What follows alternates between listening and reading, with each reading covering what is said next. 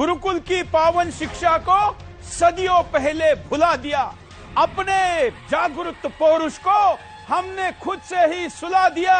जो वेद हमारे दुनिया को ग्रहों की चाल बताते थे, जो पंचांग इस धरती से तारे गिनकर आते थे, उसको जब से त्याग दिया हमने, तब से उठा बवंडर है। अभी गुलामी का प्रतीक घर में टंगा हर कैलेंडर है। इस कैलेंडर को हमको उतारना होगा, क्योंकि हिंदुस्तान का युगाब्द हमारे कई युगों को गिनने वाला, जिसको अंग्रेजी में कैलेंडर या हम हमारे यहाँ पर कई दिनदर्शिका, पंचांग, विभिन्न नामों से जाने जाने वाली पूरी गणना प्रक्रिया को हमने छोड़ दिया और हम दुनिया के गुरु, दुनिया के शायद विद्यार्थी बन जाते तो फिर भी मंजूर था, लेकिन दुनिया के गुलाम बन गए हैं। और इसलिए आपके दीवार पर टंगा अंग्रेजों का कैलेंडर आपके गुलामी का सबसे बड़ा प्रतीक है। यह तब ज्यादा खलता है जब स्वतंत्रता की 75वीं वर्षगांठ मनाने जा रहे हिंदुस्तान का राष्ट्रीय दिनदर्शिका तय होने के बावजूद, वो भी 1956 में तय होने के बावजूद, आज 2021 में भी हम उसको लागू नहीं करते। और इसलिए आज का बिंदास बोल हम आपके सामने लेकर आए हैं। राष्ट्रीय दिनदर्शिका को सख्ती के साथ लागू करो। दुनिया के किसी भी देश में जाइए, भले ही अंग्रेजों के गुलामी में रहे देश हो, वहां पर एक कैलेंडर कुछ हद तक माना जाता हो, लेकिन स्थानीय जो कैलेंडर होता है, दिनदर्शिका होती है, उसका प्रमुखता से उपयोग होता है। दुनिया के 75% आबादी इसी के आधार पर चलती है, लेकिन हम अभी भी अंग्रेजों की गुलामी के प्रतीकों को न केवल दीवार पर, मोबाइल पर, कंप्यूटर पर, सब जगह पर, यहां तक कि हमारे देश के निकलने वाले अध्यादेश, यहां तक कि हमारे देश के निकलने वाले तमाम कानून भी हम अंग्रेजों के कैलेंडर के आधार पर दुनिया के सामने लाते हैं। हम अपने प्रतीकों को भूल गए हैं, हम अपनी गणना को भूल गए हैं। विश्व की सबसे बड़ी सभ्यता आज दूसरे की गणना के आधार पर लोगों के सामने अपने अस्तित्व का परिचय दे रही है। ऐसे में जब हिंदुस्तान तथाकथित नववर्ष मनाने जा रहा है, तो हम हमारे नववर्ष का वास्तविक क्या गणना काल है, कैसे हम उसे देखते हैं, इस पर काम करने वाले कुछ योद्धाओं को मैं आपके सामने लेकर आया हूं। मैं उनका स्वागत करता हूं हमारे स्क्रीन पर। मैं दिनदर्शिका राष्ट्रीय अभियान चलाने वाले जो लोग हैं उनका स्वागत करता हूं।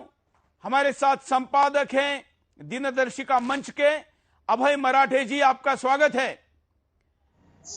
हमारे साथ मार्गदर्शक है इसके हेमंत वासुदेव मोने जी, आपका भी स्वागत है मोने जी।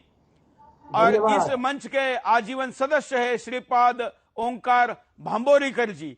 आप तीन लोगों ने लगातार कई दशकों से इसका फॉलोअप किया है, और आज 150 करोड़ के हिंदुस्तान में शायद 1,500 लोग भी नहीं जानते होंगे कि 1956-57 में ही हमारा देश राष्ट्रीय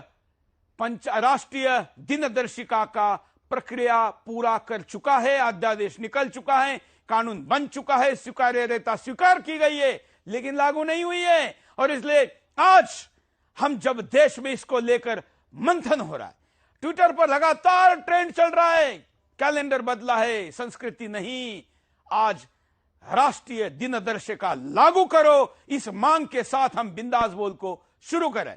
सबसे पहले मैं अभय मराठी जी के पास चलूंगा। अभय जी, इस विषय पर इतने लंबे दशकों से आप काम कर रहे हैं, मैं जानना चाहूंगा कि इसके पीछे की भूमिका क्या है। जब हम पारतंत्र में थे, उस समय हम अंग्रेजों का कैलेंडर स्वीकार चुके थे, लेकिन बाद में जब स्वतंत्र हुए तो 52 में जो लोक प्रतिनिधि चुन के आए, उन्होंने एक अच्छी दिनदर्शिका ढूंढने को बताया, और उस समय मेघनाथ साहा जो शास्त्रज्ञ हैं, उनके अध्यक्षता में एक दिनदर्शिका रिपोर्ट बनाया गया, जो लोकसभा में रखा और लोकसभा में उसको पारित किया गया। वो तारीख है हमारे पास, जो पहला परिपत्रक है वो है 24 अक्टूबर 1956 का। उसमें लिखा गया है कि ये कहाँ कहाँ यूज करना है, और उस प्रकार वो परिपत्रक निकाला। अभी हम उसको उस प्रकार यूज नहीं कर रहे। हमारी जन्म मृत्यु की नोंद उस प्रकार होनी चाहिए, लेकिन हो नहीं रही। हमें अंग्रेजी तारीख से ही हमारा जन्म सर्टिफिकेट मिलता है। हमारी जो दिनदर्शिका है उस हिसाब से पूरे कमर्शियल जो भी बैंक का है उनमें भी हमारा पासबुक उस प्रकार निकलना चाहिए, क्योंकि पहले परिपत्रक में वो लिखा है जनता से संपर्क करने का साधन अंग्रेजी तारीख के साथ ये दिनांक लिखना जरूरी है, लेकिन वैसा किया नहीं गया। सिर्फ अंग्रेजी तारीख से व्यवहार चलते रहे।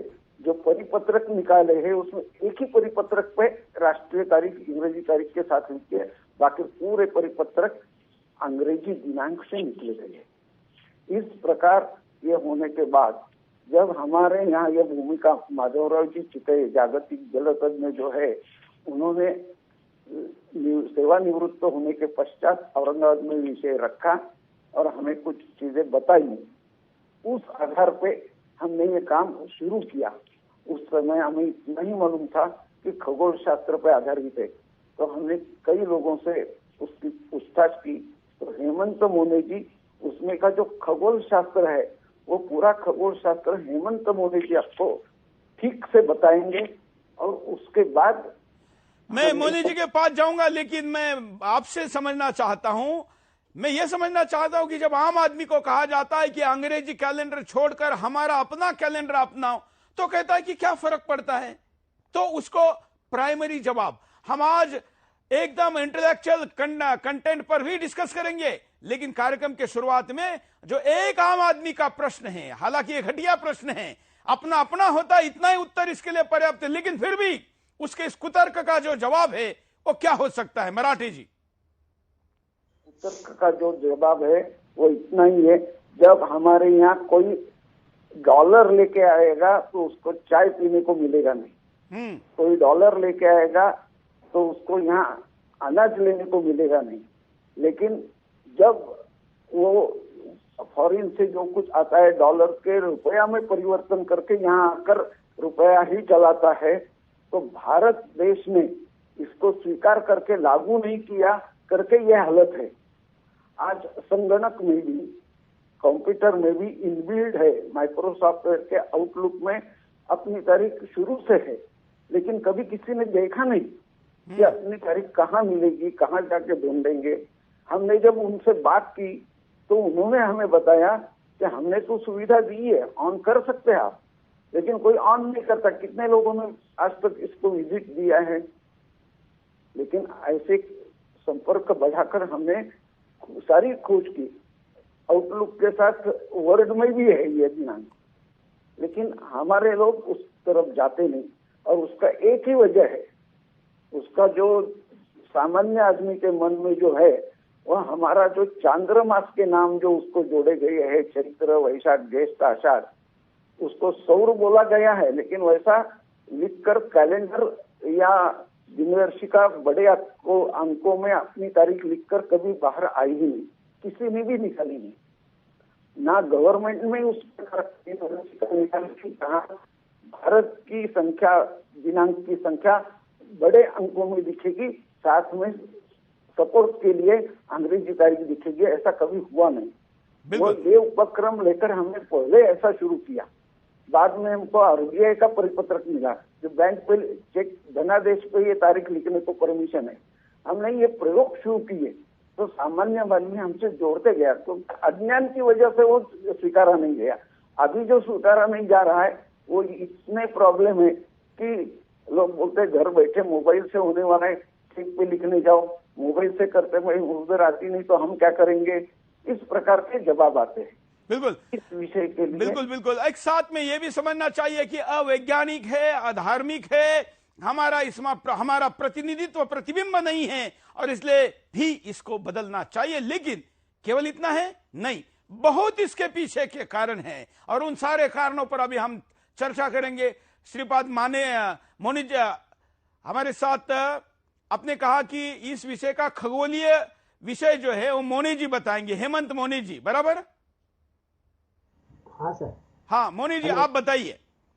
हाँ ठीक है। क्या तुलनात्मक, आप जो अंग्रेजी कैलेंडर है उसको वास्तविकता उसको कहते क्या है, और हम हमारे कैलेंडर को कहते क्या है, दोनों में तुलनात्मक अध्ययन करेंगे तो क्या मुद्दे निकलेंगे और हमारा सर्वश्रेष्ठ कैसे है, ऐसा आप थोड़ा विश्लेषण करिए। सबसे पहले मैं आपको आपके आभार मानना चाहता हूँ, क्योंकि आपने ये मुझे मौका दिया बोलने का। और मैं खास तौर पर ये एस्ट्रोनॉमी के बारे में मेरा स्टडी है, तो ये अपना जो राष्ट्रीय कैलेंडर है, नेशनल कैलेंडर, जो 1957 यानी कि 57 से इट कम इन व्यू। तो अपना जो राष्ट्रीय कैलेंडर है वो अंग्रेजी कैलेंडर जिसको बोलते हैं, Gregorian calendar is the name of the अंग्रेजी कैलेंडर। तो उससे ये शास्त्रीय है। अपना जो नेशनल कैलेंडर है, it is more scientific than the calendar which we use, which is known as English calendar. तो मैं इसकी फुल स्क्रीन लीजिए इनको। यस, उसकी विशेषताएं मैं अभी बताता हूँ आपको, ये सबको, कि देखिए नेशनल कैलेंडर का आरंभ जो है वो चैत्र मास में होता है। अभी आप लोग पूछते हैं कि ये चैत्र मास में क्या होता है जी? तो देखिए, कैलेंडर का या दिनदर्शिका का जो मेन ऑब्जेक्टिव है, उद्दिष्ट है, वो अपने को ऋतु से जोड़ना चाहिए। ऋतु से जोड़ेंगे तो कैलेंडर दिनदर्शिका चलती है। दिनदर्शिका और ऋतु का बहुत ही जो मिले जुले रहते हैं वो, क्योंकि very purpose of the calendar is to have seasons, to cope with seasons. मैं एक बात इसमें जोड़ना चाहूंगा दर्शकों की जानकारी के लिए कि दुनिया में बहुत से कैलेंडर है, हिंदुस्तान में भी हैं, लेकिन वो राजाओं के राजपद पर बैठने या उनके जन्म से जुड़े हुए हैं या उनके किसी पराक्रम से जुड़े हैं। लेकिन हमारा जो कैलेंडर, जिसकी बात यहां पर दिनदर्शिका की मोने जी करे, जिसको हमने स्वीकार किया है, ये शालिवाहन शक नाम का है, जिसको ऋतुओं के साथ जोड़ा है। बराबर मोने जी? हाँ, कंटिन्यू करिए आप।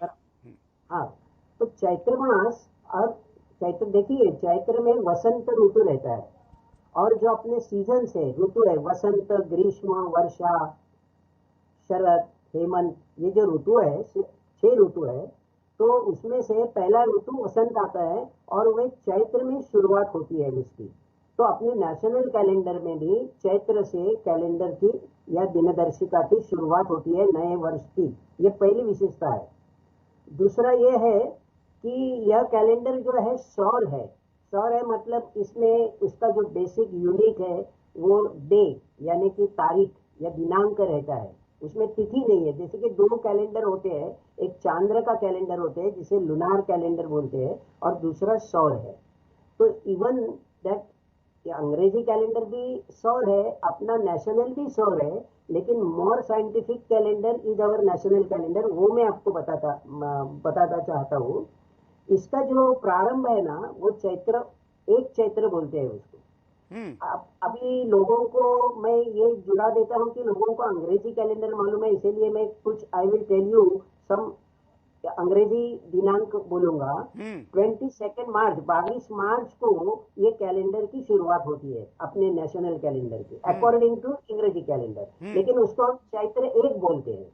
चैत्र मास से कैलेंडर शुरू होता है। ये क्या है, क्योंकि इसमें लेकिन ये प्रतिवर्ष 22 मार्च को ही होता होगा, ऐसा नहीं है ना? क्योंकि ये तो ऋतु के हिसाब से बदलता है। नहीं, लेट मी टेल मी कि मुझे ये जो कैलेंडर है ना, नेशनल कैलेंडर, ये ऋतुओं से जुड़ा है। तो 22 मार्च हमेशा 22 मार्च शुरू होगी, एक्सेप्ट दी लीप ईयर की शुरुआत 21 मार्च को होती है, 31 मार्च को, और नॉन लीप ईयर की शुरुआत 22 मार्च को रहती है। वो ऋतु से कोई डेविएट नहीं होगा ये नेशनल कैलेंडर, क्योंकि ये ऋतु से बराबर जुड़ा हुआ है। उसके दिन जो है लेने के, वो बराबर उससे जुड़ा है। तो दूसरा ये इसका जो रहता है, दूसरा कि वर्ष का प्रारंभ जो मैंने अभी बताया, वो आपको ये मालूम होगा कि 12 दिन, 12 घंटे की रात और 12 घंटे की दिन, ये रहता है 1 चैत्र को, यानी 22 मार्च को। सब पूरी विश्व में 12 घंटे का दिन, 12 घंटे की रात। तो ये जो होता है, क्यों होता है ये? क्योंकि सूर्य जो है वो इक्वेटर पर रहता है उस दिन, इसीलिए ये इक्विवेलेंट होता है। वो 12 दिन, 12 घंटे के दिन और 12 घंटे के रात। तो इस समय हम अपना नेशनल कैलेंडर का फर्स्ट डे 1 चैत्र है। और देखिए दूसरा, ये मास को जो नाम है, मंथ के नाम है, वो कई ऐसे देवताओं के या कई व्यक्तियों के नहीं है, क्योंकि हम वेद काल से नक्षत्र मानते हैं जो कि 27 है, अश्विनी से लेकर अश्विनी, भरणी, कृतिका एक्सेट्रा।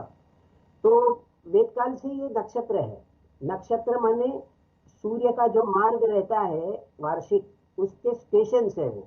चंद्रमा या सूर्य या जो अपने बाकी के ग्रह है, उनका जो मार्ग है उसके 27 भाग किए हैं और उसको नक्षत्र बोलते हैं। तो चैत्र बोले तो चित्रा नक्षत्र है, वैशाख बोले तो विशाखा नक्षत्र है। तो ये नाम जो रखे हैं वो नक्षत्र से रखे हैं, कोई व्यक्ति के, कोई राजा के, कोई देवता के ऐसे नहीं है। ये इसकी एक बहुत अच्छी और अंग्रेजी जो कैलेंडर है उसमें से कई नाम रोमन या तो राजा या फिर उनके देवता के हैं। या जैसे कि जुलाई, हाँ। वो जूलियस सीजर का नाम से जुलाई है। ऑगस्टस के नाम से ऑगस्ट है। जूनो रहे तो ये गॉडेस ऑफ हार्वेस्ट रहती है। तो इसी तरह अंग्रेजी के नाम जो है वो पर्सनल है या गॉडेस के नाम से है, लेकिन ऐसा नेशनल कैलेंडर में नहीं है। जो वेद काल से जो हमारी नक्षत्र चक्र है उसी से वो रखे है। बिल्कुल।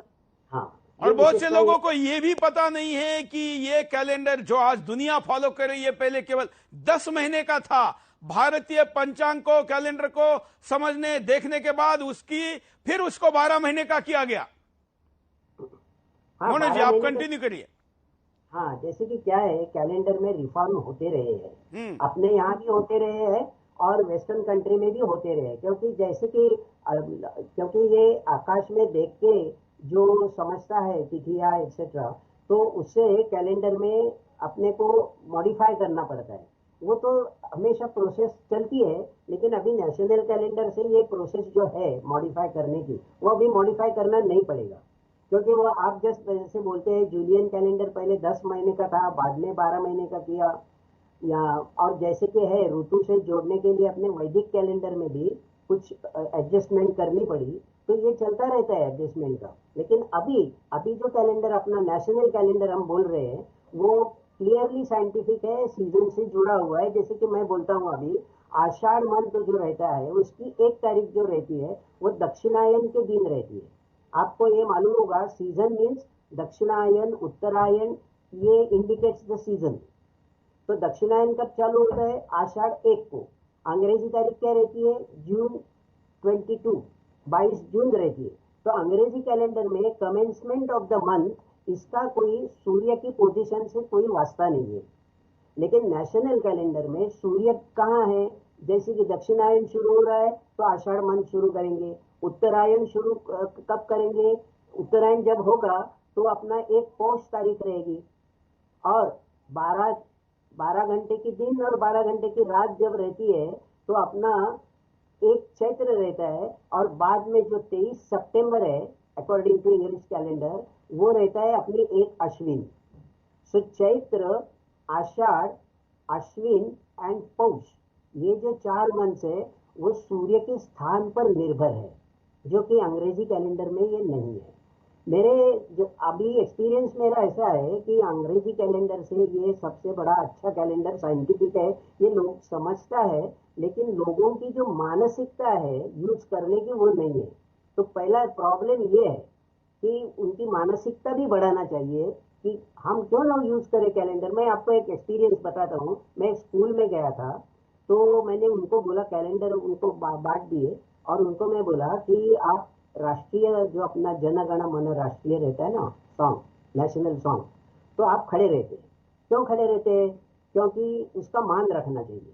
तो मैं विद्यार्थियों को बोला कि अपना नेशनल कैलेंडर का मान कैसे रखेंगे हम? तो यूनानिमसली दे आंसर्ड, उन्होंने ऐसा उत्तर दिया सब स्टूडेंट्स ने, लोगों ने, विद्यार्थियों ने, कि हम ये यूज करना चाहिए तो उसका मान रहेगा। तो नेशनल कैलेंडर का मान रखने का है तो everybody must use this calendar. Okay, अभी जो पहले जरा कंफ्यूजन होगा कि कौन सा तारीख कौन सी है, क्योंकि हम पहले से ही, हमारी जन्म से ही ये अंग्रेजी से जुड़े हुए।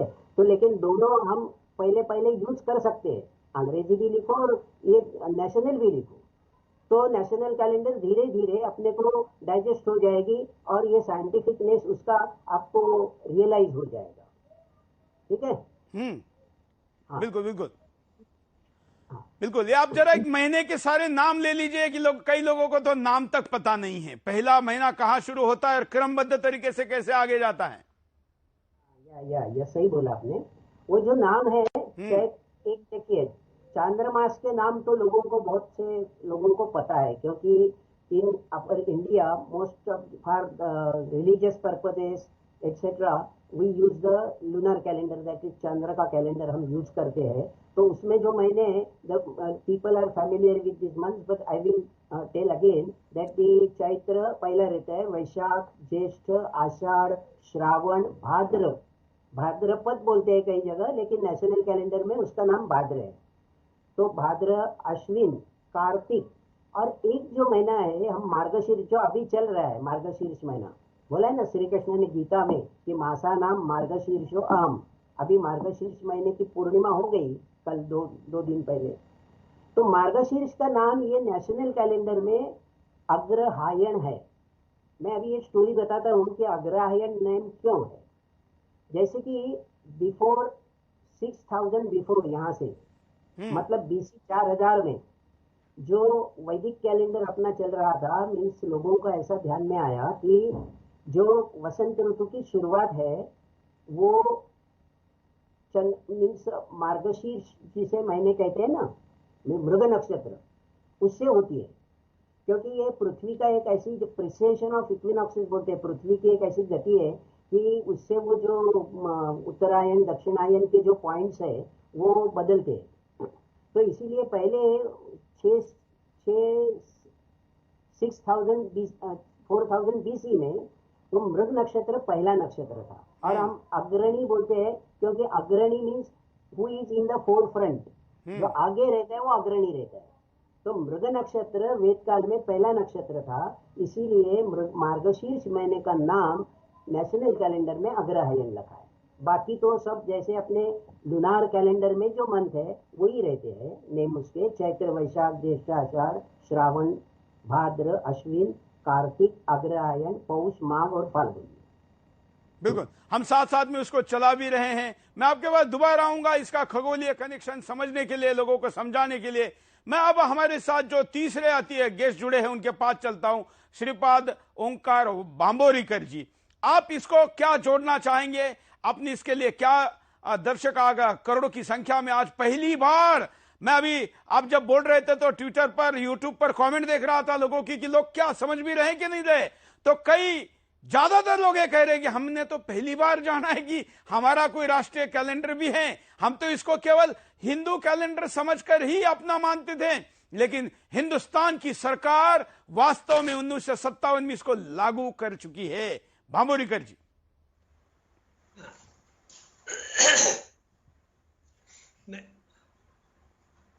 आप बोलते रहिए लगातार। हाँ, नहीं, मुझे 2010 में इसके बारे में मालूम पड़ा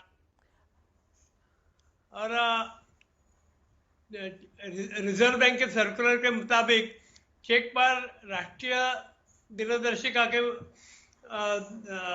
से यदि हम तारीख लिखेंगे तो वैलिड है, ऐसा रिजर्व बैंक का सर्कुलर है। और उस समय से मैंने चेक पर सिर्फ मैं राष्ट्रीय दिनदर्शिका के अनुसार तारीख लिखता हूँ। इसमें रिजर्व बैंक ने बांबोरीकर जी आप थोड़ा पीछे हो जाइए, जैसे पहले बैठे थे आप आगे आगे, हाँ ऐसे ही बैठे, आप बोलिए। ओके, हाँ, तो इसका इम्प्लीमेंटेशन होने के लिए गवर्नमेंट ने खुद ने ये वापरना शुरू करना चाहिए। अभी आज मोदी जी अपने इंडिविजुअल पत्र पर राष्ट्रीय तारीख लिखते हैं, लेकिन इसका इम्प्लीमेंटेशन ऑफिशियल लेवल पर सभी जगह होना चाहिए। 1988 में होम मिनिस्ट्री ने एक सर्कुलर निकाला है, वो इम्प्लीमेंट अभी हो गया तो इसका प्रॉपर इम्प्लीमेंटेशन हो जाएगा। इसके लिए मैंने कुछ प्रयास किए हैं। जैसे विदेश मंत्रालय को पत्र लिखा था कि अपने पासपोर्ट पर अपने देश का भी तारीख होना जरूरी है। उन्होंने इसके लिए मान्यता भी दी थी, लेकिन आगे उसका कुछ हुआ नहीं। उसी प्रकार जन्म मृत्यु रजिस्ट्रेशन जो है, उनका जो कार्यालय है दिल्ली में, तो उन्होंने सर्कुलर निकाल के उन्होंने जो फॉर्मेट दिया है, तो उस फॉर्मेट में अपनी राष्ट्रीय दिनदर्शिका के अनुसार तारीख नहीं है। उनसे भी पत्र व्यवहार किया और अभी उन्होंने यहाँ तक दिया है कि अभी मतलब उन्होंने इसको लिए मान्यता दी है, लेकिन उसका इम्प्लीमेंटेशन नहीं हुआ। और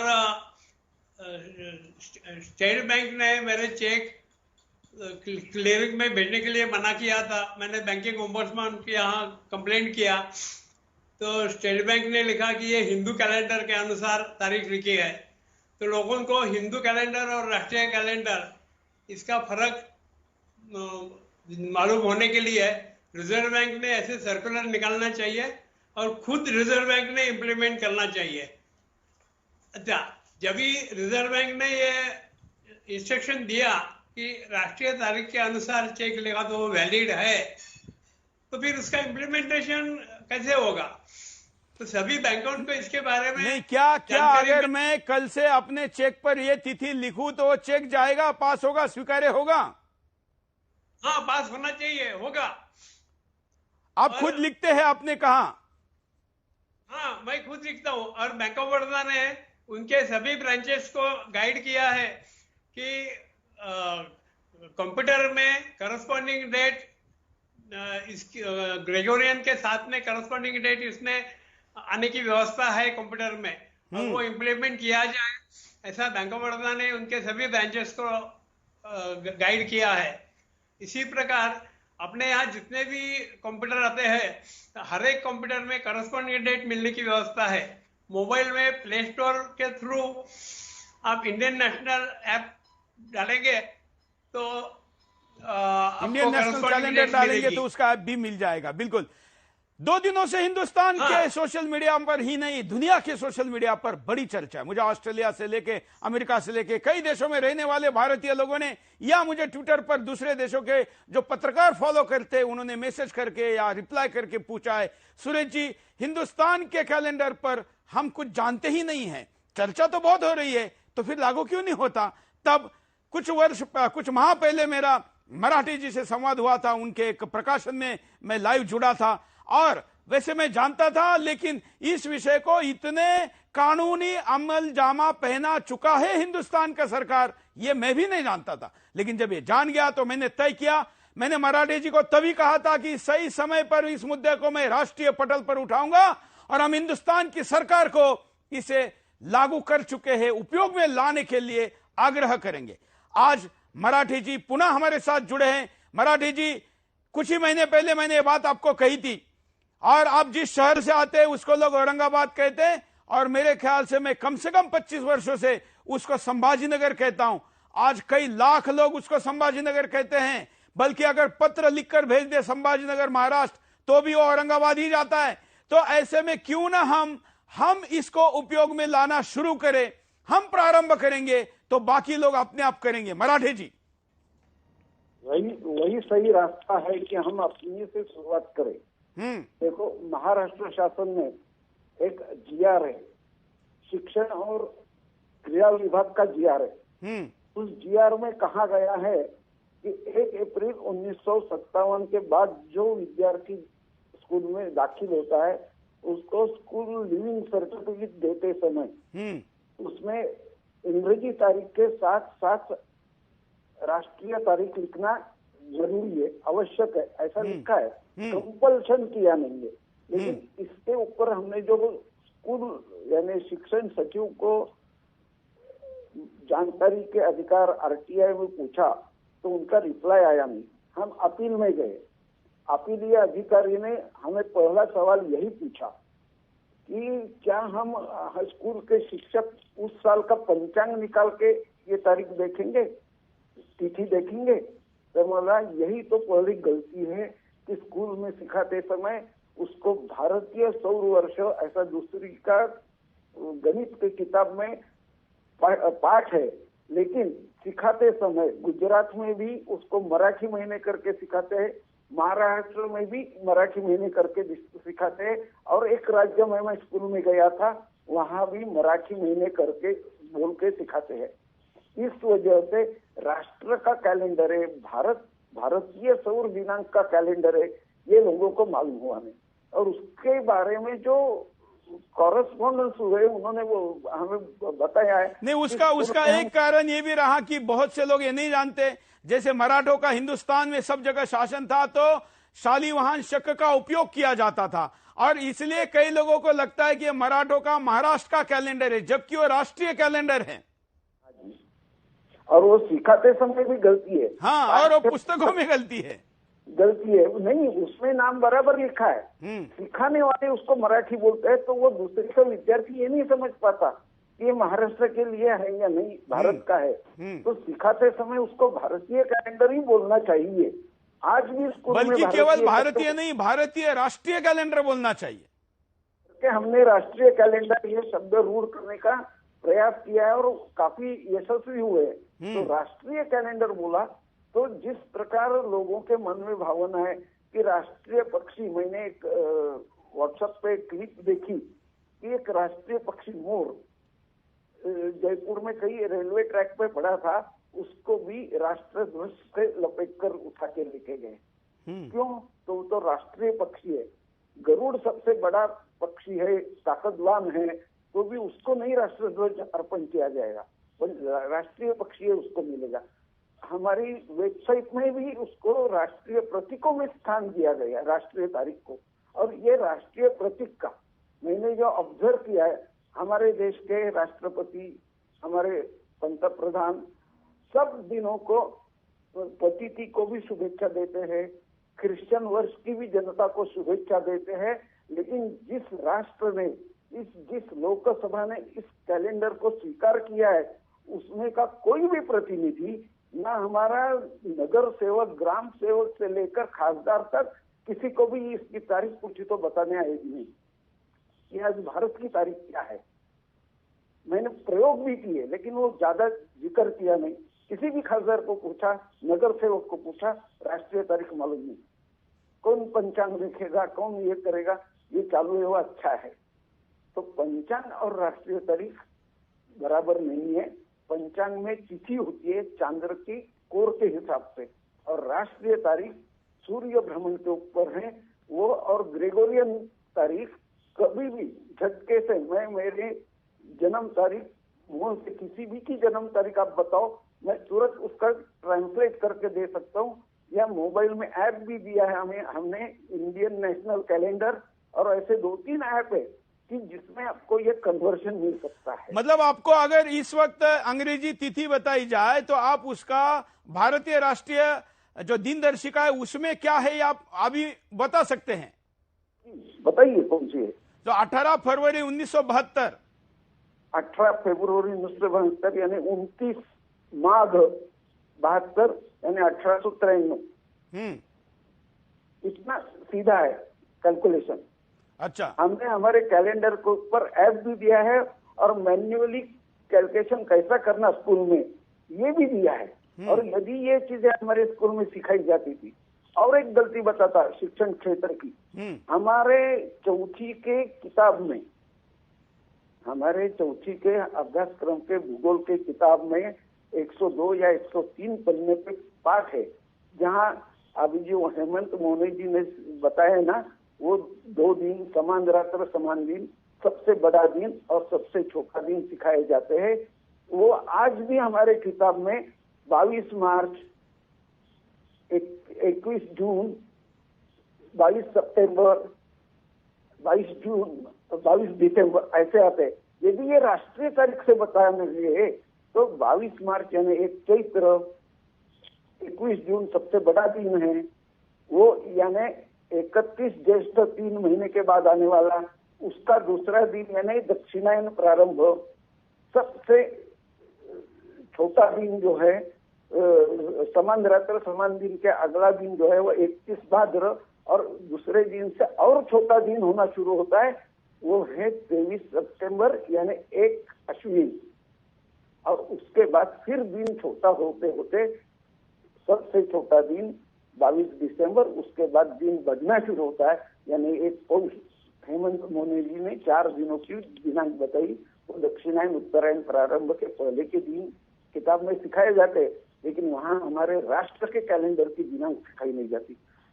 किताब में ही हम यदि अंग्रेजों की तारीख सिखाएंगे तो हमारी तारीख बच्चों के मन में उसकी जो भावना है, उसकी जो ठिकाना है कि हर 3 महीने के बाद ये आता है, यानी क्या एक्यूरेसी है उसमें, कुछ खगोल विज्ञान है। ये निसर्ग निर्मित 4 भाग हुए, किसी मानव ने बनाए नहीं। बिल्कुल, ये 4 भाग बिल्कुल। हमारा जो कैलेंडर है, हमारी जो दिनदर्शिका है, हमारा जो पंचांग है, हमारी जो गणना है, वो किसी व्यक्ति के जन्म या उसके राजा या उसके धार्मिक नामों पे आधार पे नहीं, ऋतुओं के नामों पर है। और इसलिए हमारा दिनदर्शिका, हमारा पंचांग, हमारा कैलेंडर ज्यादा सटीक है। मोने जी के पास मैं पुनः चलता हूं। मोने जी, आप वैज्ञानिक आधार पर इसका जो विश्लेषण कर रहे हैं, अपने एक हिस्सा अपने बातचीत का रखा है, आप और क्या इसमें जोड़ना चाहेंगे?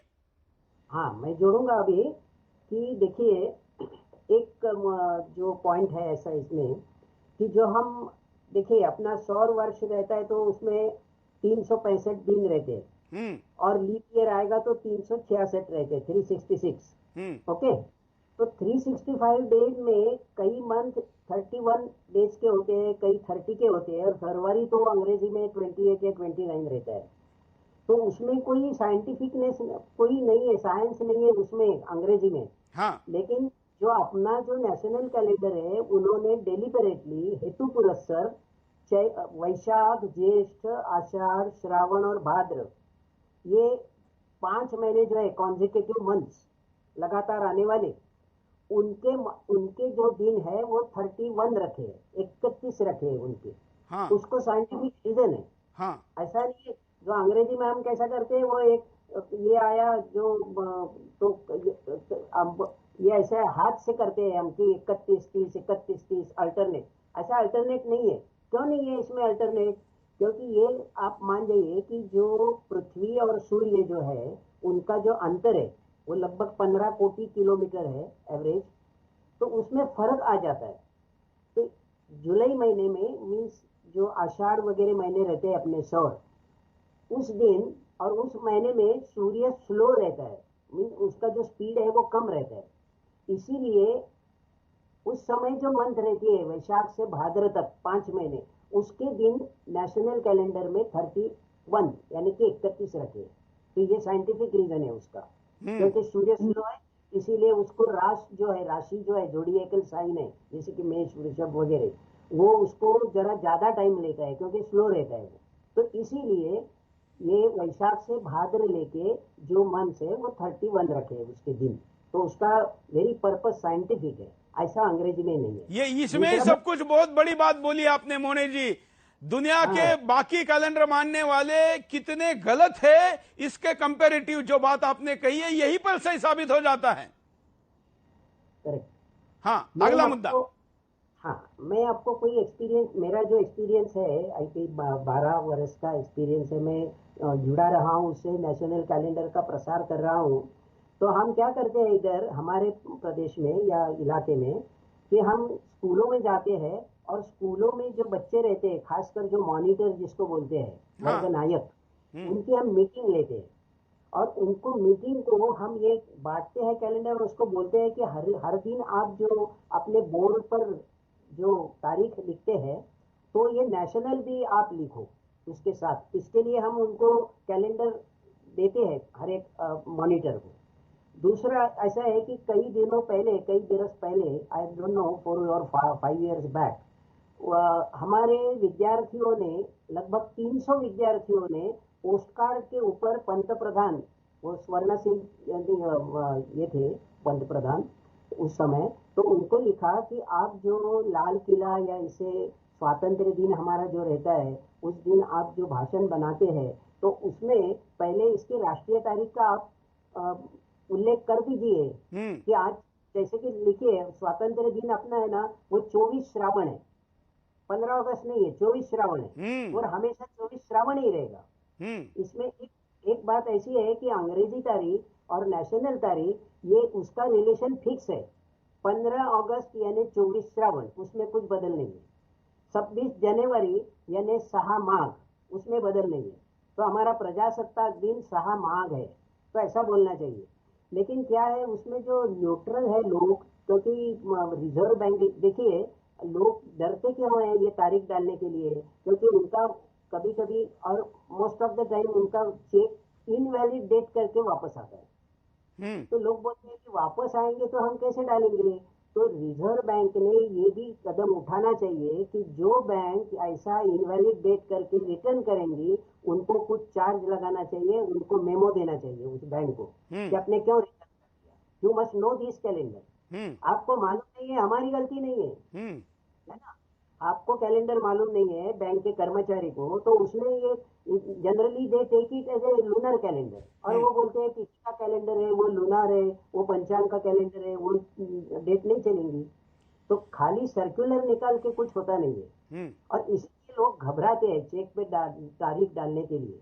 तो जब आप रिजर्व बैंक उनको मेमो देंगी बैंक को रिटर्न करने के बाद, तो ही वो सुधर जाएंगे आदमी लोग बैंक के, और वो कोशिश करेंगे कि ये राष्ट्रीय कैलेंडर क्या है समझाने की। अभी वो समझते नहीं है, समझाने की कोशिश भी करते नहीं है, खाली इनवैलिड डेट करके रिटर्न करते हैं। तो ये मामला है उसमें।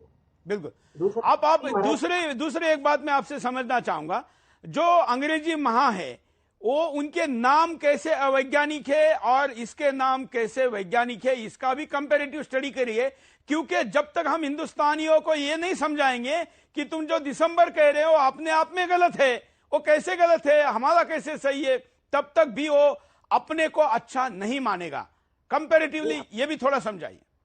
नहीं, आपकी पहले चर्चा में ये हुआ ना, क्योंकि जुलाई या अगस्त वो ठीक है, जैसे दिसंबर को 12वां महीना कहा जा रहा है, लेकिन वास्तविकता दिसंबर आया कैसे? हाँ, पहले जो अंग्रेजी रोमन कैलेंडर था वो 10 महीने का था। हाँ, तो इसलिए उसमें दिसंबर 10 है। हाँ, तो मार्च उसमें फर्स्ट मंथ था। हाँ। और बाकी के नाम जो है ना वो संख्यावाचक थे।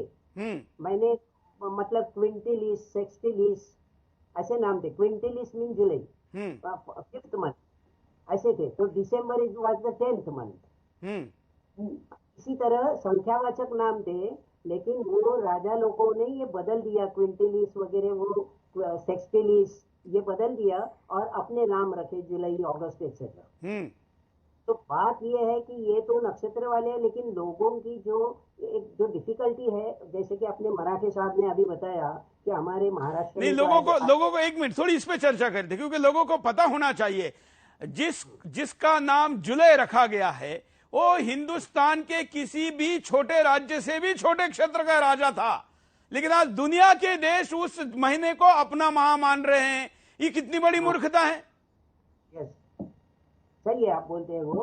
हाँ, तो दूसरा अभी मराठे साहब ने जो एक पॉइंट उठाया मुद्दा कि Maharashtra, at least I know for our state Maharashtra, वो स्कूल कोड जो रहता है, स्कूल कोड, एसएस कोड, उसमें पूरी तरह से लिखा है कि पाठशालाओं ने जब ये स्टूडेंट आता है रजिस्टर करते हैं, रजिस्टर में, जनरल रजिस्टर में। ठीक है, इसको रिपीट करने की आवश्यकता नहीं, वो बात हो चुकी है। मैं आपसे थोड़ा कंपैरेटिव स्टडी समझना चाहता हूं। Comparative study.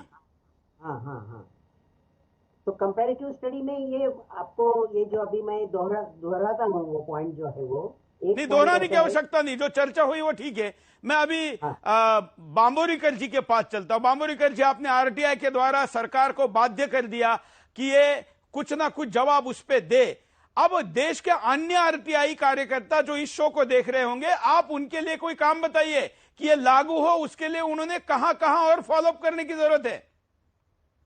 नहीं, इसमें ऐसा है कि एक्चुअली आरबीआई ने जब भी ऐसा दिया है कि राष्ट्रीय तारीख से लिखा हुआ चेक वैलिड है, तो इमीडिएट वो पास होने की जिम्मेदारी भी आरबीआई की है। हाँ, सभी बैंकों को इसके बारे में गाइड करना, इन्फॉर्म करना और खुद इंप्लीमेंट करना, ये आरबीआई ने करना चाहिए। क्योंकि यदि चेक रिटर्न किया तो आरबीआई बोलते हैं कि आप ओम्बड्समैन के पास जाओ, कंज्यूमर कोर्ट में जाओ, इसकी जरूरत नहीं होना चाहिए।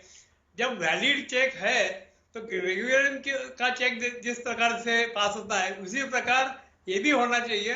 सभी बैंकों को सख्त सूचना देना चाहिए, सभी बैंकों ने कंप्यूटर में नहीं करस्पॉन्डिंग करते रेट हैं ना, लेना इसके चाहिए। कुछ केसेस हिंदुस्तान भर में करते हैं। हम लोगों को कहते हैं कि चाहे तो अपना ही घर में एक दूसरे का चेक आप भारतीय राष्ट्रीय कैलेंडर के हिसाब से लिखिए, उसको दीजिए, जहां जो भी बैंक इसको रिजेक्ट करता है उसको आप कंप्लेंट बनाइए, हमको संपर्क करिए, हम फॉलोअप करेंगे, उसकी कानूनी कार्रवाई का खर्चा हम करेंगे। लेकिन ऐसा हिंदुस्तान में 100-200 केसेस एक साथ जब तक नहीं होते तब तक बैंक भी सुधरेगी नहीं, ट्रैक पर नहीं आएगी। इसलिए यह भी करना पड़ेगा। बांबोरी जी बिल्कुल। और दूसरी बात यह है कि अपना योगा पूरे वर्ल्ड ने स्वीकार किया है। हाँ, इसी प्रकार ये जो कैलेंडर है ये योग्य है, विज्ञान पर आधारित है और बिल्कुल इसमें कोई भी कमतरता नहीं है, कोई त्रुटि नहीं है। तो इसके लिए हम अपने देश में यदि स्वीकारेंगे तो पूरा वर्ल्ड स्वीकारेगा इसको। बिल्कुल। चलिए मैं मराठी जी के पास चलता हूं। मैं मराठी जी, अब इसका थोड़ा सांस्कृतिक और सामरिक, ये दो पहलू पर मैं इसकी चर्चा करना चाहता हूं, क्योंकि जो कैलेंडर अभी चल रहा है, जिसको आप अंग्रेजों का कहिए, अंग्रेजी कहिए, ईसाई कहिए, या जो आपने उसके लिए डेफिनेशन दिया वो कहिए, तुलना में हम जो शालिवाहन शक ये उपयोग में लाते हैं, हिंदुस्तान के कई राज्यों में अन्य अन्य कैलेंडर भी उपयोग में लाते हैं।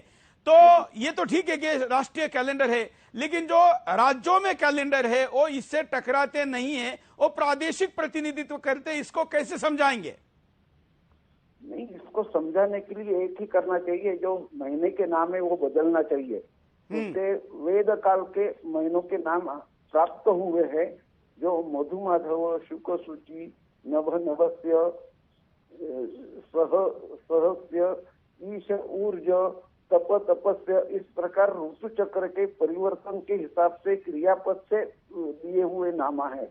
उसके अर्थबोध सिखाकर उसको स्वीकारना चाहिए। और दूसरा, सब जो अपने यहाँ राजाओं को शककर्ता राजा होने के लिए उन्होंने जो पुराना जो रिवाज है वो रुका कर नया अपना शक शुरू किया है। उन्होंने दिवस रात इसमें कुछ बदल नहीं किया।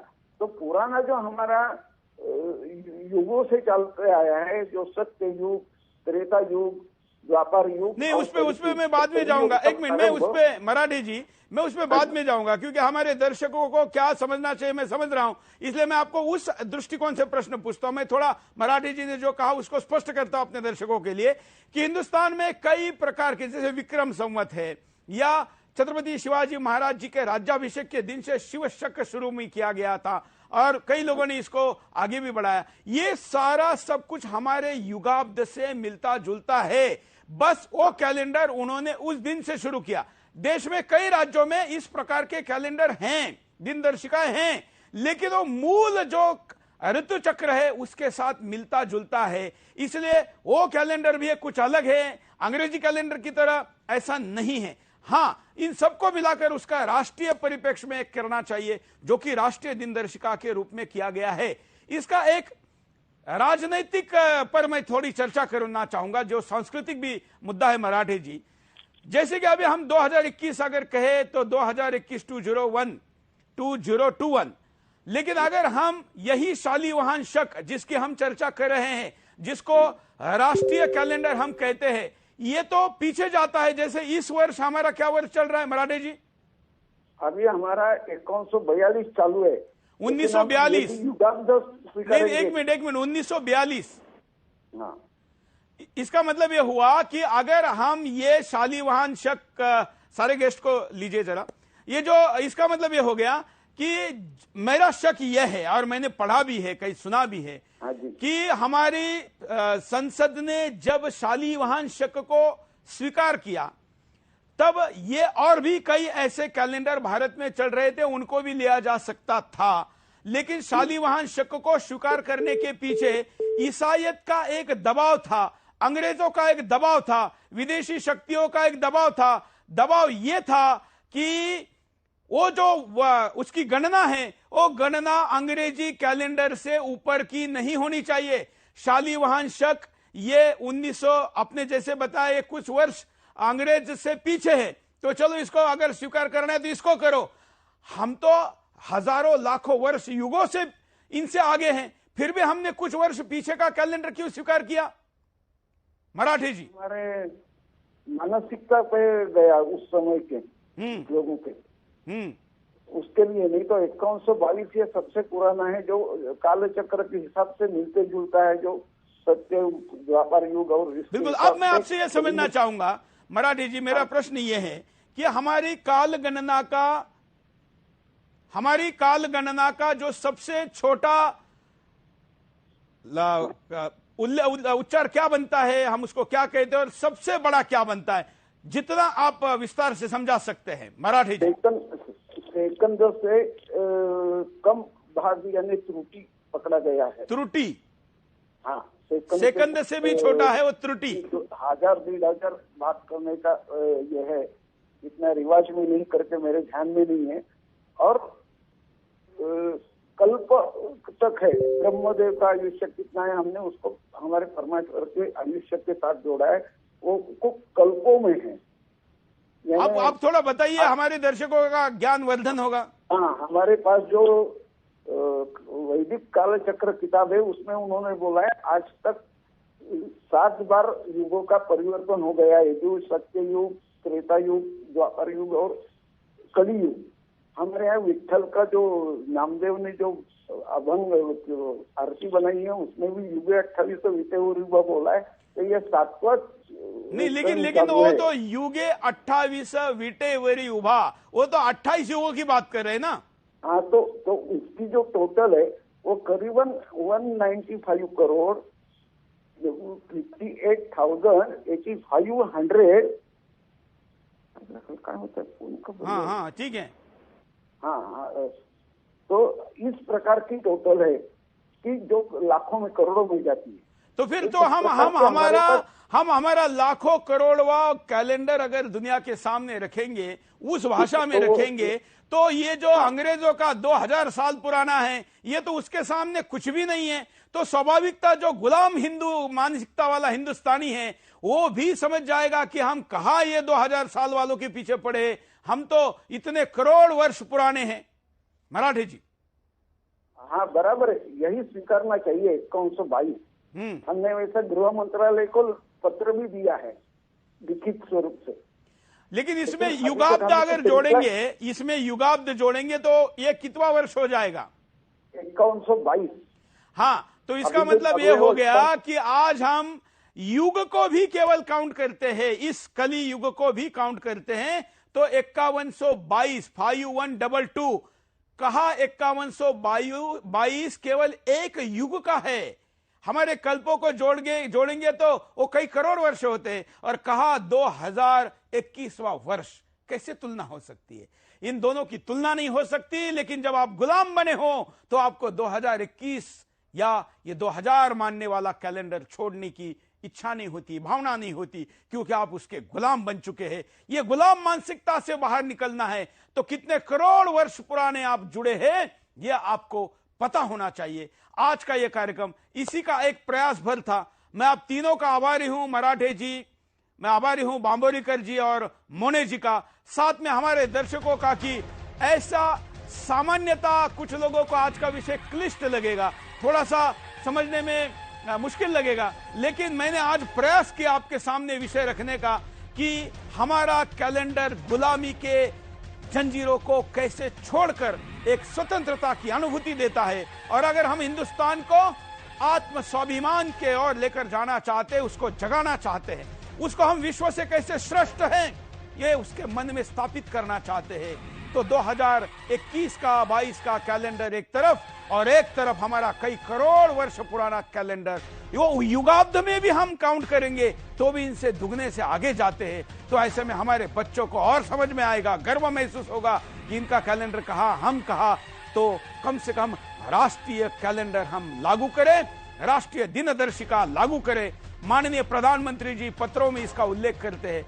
सुदर्शन प्रतिदिन अब अंग्रेजी तिथि के साथ भारतीय राष्ट्रीय तिथि भी आपके सामने बताएगा, जिससे कि हमारे बच्चों, दर्शकों और हमारे परिवारों को पता चले और उसको ही हम एक राष्ट्रीय अभियान के तौर पर आगे लेके चले। आज के लिए इतना ही, धन्यवाद, जय हिंद।